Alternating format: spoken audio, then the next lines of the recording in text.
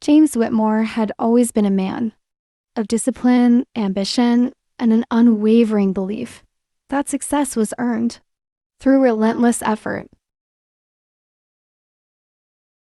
At 36, he was at the peak of his career in investment, director at one of London's most prestigious financial firms, a luxurious flat in Kensington, and a wedding, playing with the woman he had spent the past 6 years loving. Life, as he saw it, was a perfectly calculated formula. Work hard, stay focused, and the rewards would follow. The morning of December 3rd started like any other. The city was waking up beneath a sky smeared with gray. Clouds, and James strode into his office at precisely 7:30 a.m. As he did the morning of December 3rd started like any other. The city was waking up beneath a sky smeared with gray clouds, and James strode into his office at precisely 7:30. And as he did every day, dressed in a tailored navy blue suit, his mind was already occupied with the high-stakes presentation he had that afternoon. Then at 8:45 a.m., his phone buzzed. "James, can you come to the boardroom?" He frowned. Meetings weren't usually called this early dot when he entered. His boss, Richard Hawthorne, and two senior executives were already seated. The presence of the HR director sent an immediate wave of unease through him. Richard cleared his throat. "James, there's no easy. We say this. Due to market downturns, the firm is restructuring.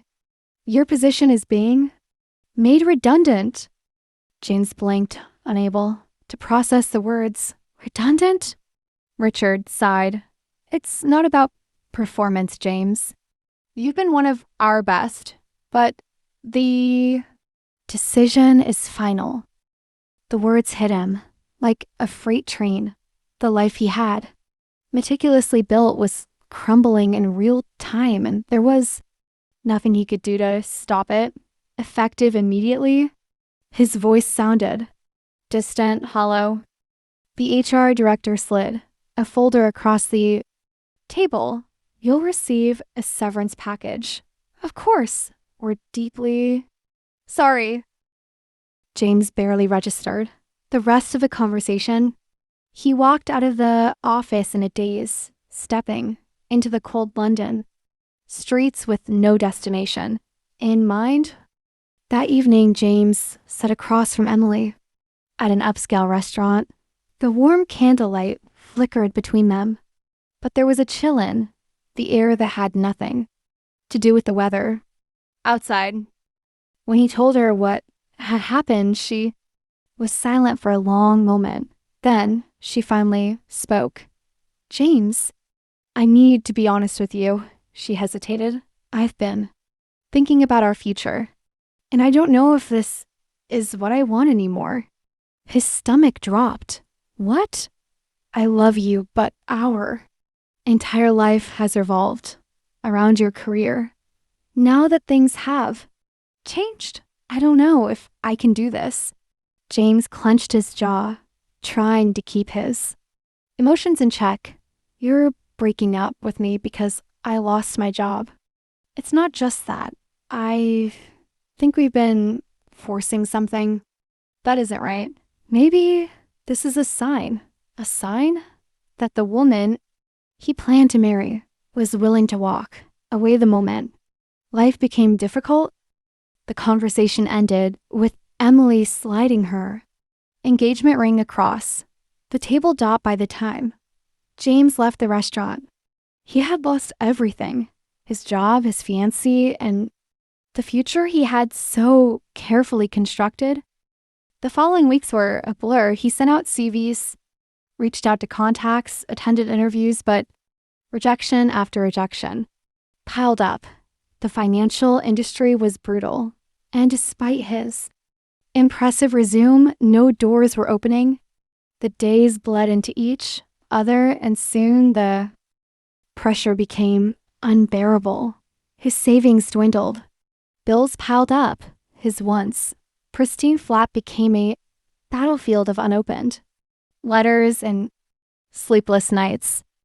One evening, after yet another rejection email, he found himself sitting on the floor surrounded by scattered documents, staring blankly at a half-empty bottle of whiskey. Is this it? Is this where my life ends?